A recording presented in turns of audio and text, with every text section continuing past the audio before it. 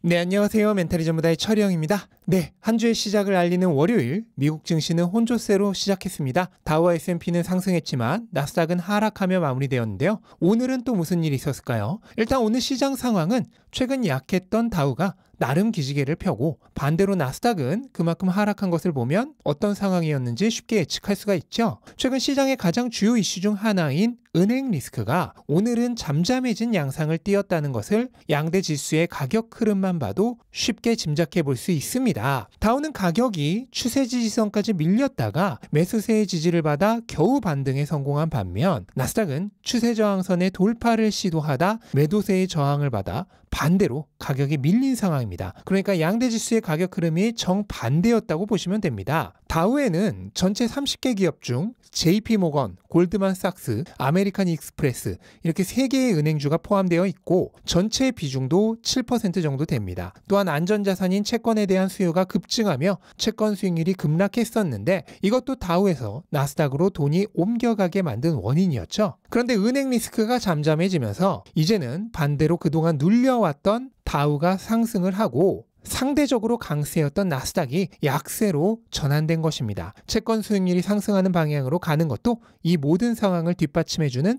명분이자 동시에 증거이기도 하고요. 우선 오늘 은행 리스크가 조금 가라앉은 이유는 실리콘밸리 은행의 인수 소식 덕분이었습니다. 퍼스트 시티즌스가 실리콘밸리 은행의 모든 예금과 대출을 인수하기로 합의하면서 안도 심리가 강해졌고 이 영향으로 급락했던 중소형 은행에 대한 불안도 조금 잠잠해지면서 퍼스트 리퍼블릭의 주가는 한때 30% 넘게 오르기도 하였습니다. 또한 지난주 시장을 공포에 떨게 만들었던 도이체방크의 주가도 알려진 것보다 유동성이 건전하다는 소식에 6% 넘게 상승하며 시장 불안감을 감소시켰습니다. 그리고 미국이 중소형 규모인 지역은행들에 대해 긴급 대출 프로그램을 확대할 것이라고 발표한 것도 투자자들을 안심시키는 요인이 되었습니다. 실제로 연준은 이미 뱅크텀 펀딩 프로그램을 통해 유동성을 공급하고 있습니다. 앞에서는 금리를 올리며 긴축 정책을 하는 것처럼 속이면서도 뒤에서는 돈을 푸는 일종의 꼼수죠. 그런데 이런 유동성의 뒷문을 지금보다 더 개방하겠다고 발표한 것입니다. 당연히 시장에서는 호재로 받아들였겠죠. 이에 따라 오늘 은행주 섹터 전반이 올랐고 이것이 다우와 S&P가 오늘 나스닥과 달리 상승하게 된 가장 주요한 원인이 되었습니다.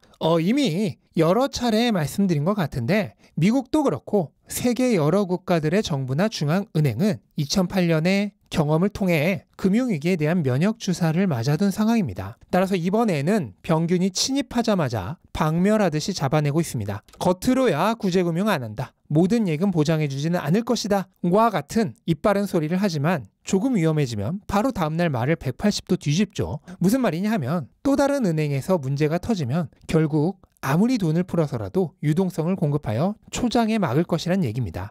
이로 인해 은행 사태는 결국 잠잠해질 것이고 결과적으로 금리를 빠르게 낮추는 구실로만 작용하게 될 것입니다. 그렇게 되면 현재 시장의 상승장으로의 전환을 막기보다는 오히려 도와주는 상황으로 전개될 가능성이 높다고 생각을 하고 있습니다. 물론 당분간은 뒤숭숭한 상황이 계속될 것입니다. 이러다가 또 잠잠해졌다 싶으면 옐런이 나와서 좀 더 생각해 봤더니 역시 전액 보장은 좀 그렇더라 라는 말을 할 수 있겠죠. 그럼 그날은 시장은 내리겠죠. 그러다 어디 은행이 주가가 급락하며 또 위기설이 나오면 또 바로 다음 날은 필요하면 무슨 조치라도 취하겠다 하겠죠. 그럼 그날은 또 오를 것입니다. 이렇게 통제할 수도 없고 방향을 알 수도 없는 이슈에 따라 오르고 내리는 주가에 마음 쓰는 일이 얼마나 의미 없는 일인지 우리는 지금도 계속해서 실시간으로 확인하고 있는 중입니다. 그리고 당분간은 각종 경제 지표들도 시장에 큰 변동성을 안겨줄 것입니다. 은행의 뱅크런 위협도 아직 완전히 사라지진 않았고 이로 인해 경기 침체를 걱정하는 목소리도 커지고 있고요. 연준의 금리 정책도 한치 앞을 알 수가 없는 불안정한 상황이기 때문이죠. 이번 주에도 여러 가지 경제 지표들이 발표될 예정인데요. 화요일에는 주택가격지수와 소비자신뢰지수가 발표되고 수요일에는 주택판매지수의 발표, 목요일에는 실업수당 청구 건수가 발표되고 금요일에는 PCE 물가지수가 발표됩니다. 화요일과 수요일에 발표되는 지수들은 현재의 경기 심리를 읽을 수 있는 경제 지표이고 목요일 발표되는 것은 고용 지표, 그리고 금요일 발표되는 것은 물가 지표죠. 일단 가장 중요한 것은 당연히 금요일 발표되는 PC 지수입니다. 시장은 여전히 물가를 걱정하고 있습니다. 연준이 유동성을 확대하여 은행 불안과 경기 침체 위협을 제거하고 싶어도 물가가 내리지 않으면 명분이 없기 때문이죠. 따라서 물가는 무조건 낮게 나올수록 좋고요. 이번 주에도 시장의 방향성을 크게 결정하는 초중요 이벤트로 작용할 것입니다. 현재 시장이 예상하고 있는 근원 PCE 물가는 지난달과 같은 4.7%인데요. 이것은 물가가 내려가지 않을 것이라고 보고 있다는 뜻입니다. 그렇게 예상하는 가장 큰 이유는 역시나 강한 고용으로 인한 높은 서비스 물가 때문입니다. 또한 주거비가 낮아지지 않고 계속 상승세를 유지하고 있는 것도 현재 인플레이션이 하락하는 것을 가로막는 큰 장애물이 되고 있습니다. 다만 PCE 물가 발표가 다가오면 제가 말씀을 드리겠지만 서비스 물가와 주거비도 결국 하락으로 전환될 신호들이 나오고 있기 때문에 당장 이번 달은 어떻게 될지 알 수 없어도 앞으로는 점진적인 하락이 기대되고 있어 너무 큰 걱정을 할 필요는 없을 것으로 생각이 됩니다. 여기에 대해선 PCE 물가 발표 전에 다시 말씀을 드리기로 하겠습니다. 그 외 경기 지표들과 고용 지표는 조금 상황이 바뀌었는데요. 향후 제조업 지수나 소비 지출, 건설업 지표 등이 나쁘게 나올 경우 현재 불거지고 있는 경기 침체에 대한 공포를 가중시킬 가능성이 있습니다. 기존에는 이런 지표들이 안 좋게 나와야 연준이 긴축 정책을 빨리 종료할 것이라는 기대감의 호재였었죠. 그런데 이미 연준의 최종 금리는 5%대 초반으로 확정이 되어버린 상황이기 때문에 이제는 이런 경기 지표들이 너무 안 좋게 나오면 오히려 경기 침체 신호가 되면서 악재가 됩니다. 차라리 좋게 나오는 것이 경기가 강하다는 증거가 되면서 호재로 작용할 수 있습니다. 그러니까 향후 호재와 악재가 뒤바뀌게 된다는 뜻입니다.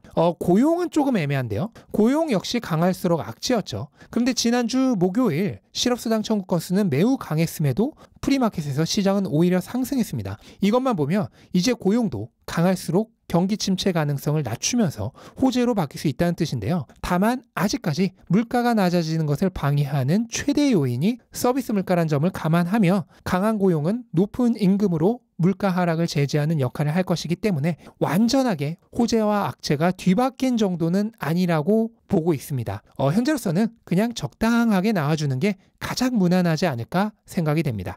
네, 이렇게 첫날 거래를 정리해봤고요. 이번 주는 결국 금요일이 가장 중요합니다. PCE 물가가 시장의 단기 방향성을 완전히 바꿔놓을 것이죠. 따라서 금요일 이전에 여러 가지 이유들로 오르고 내린 것은 어차피 금요일 결과에 따라 180도 바뀔 수 있기 때문에 별 상관이 없다고 생각을 하시면 되겠습니다. 그런데 결국 이렇게 뉴스 하나하나 그리고 지표 하나하나에 반응하며 투자를 한다면 끝이 없습니다. PCE 물가가 좋게 나오면 또 뭐합니까? 다음 달 CPI는, 그리고 또 고용 지표는요. 그리고 그 다음 FOMC는요. 또 그 다음 FOMC는요.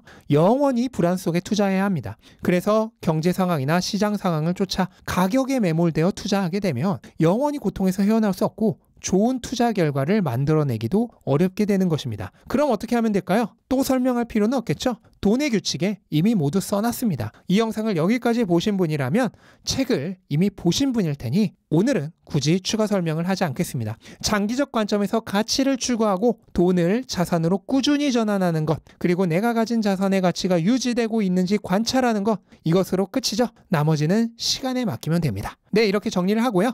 영상 마음에 드셨다면 멤버십도 한번 살펴보시기 바랍니다. 신규 회원의 경우 첫 일주일은 이유 불문 100% 환불이 가능하니 일단 체험해 보시고 결정을 하시면 될 것 같습니다. 자세한 내용은 하단 고정 댓글 참조해 주시면 감사하겠습니다. 네, 영상 끝까지 시청해 주셔서 감사드리고요. 영상 도움되셨다면 구독과 좋아요 부탁드리고 즐거운 하루 되시기 바랍니다. 감사합니다.